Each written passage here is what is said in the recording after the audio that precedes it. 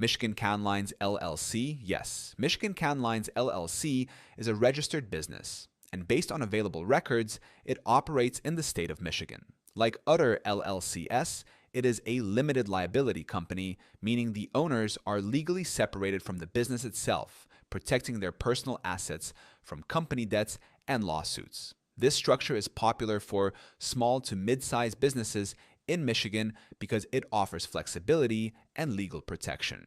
The specific services or industry Michigan Can Lines LLC works in are tied to its registration. But as with all LLCs, it must file with the Michigan Department of Licensing and Regulatory Affairs, LARA, to stay in good standing. That includes paying renewal fees and filing annual reports. Without doing this, the LLC risks falling out of compliance and losing its liability shield.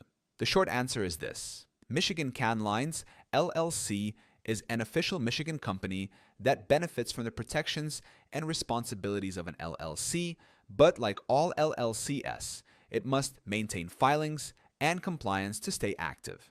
Zen Business can help you form your LLC in Michigan and keep it compliant with all state filing requirements. And if you want a step-by-step breakdown of LLC basics, you can also download my free guide on how to set up an LLC. That link is in the description too.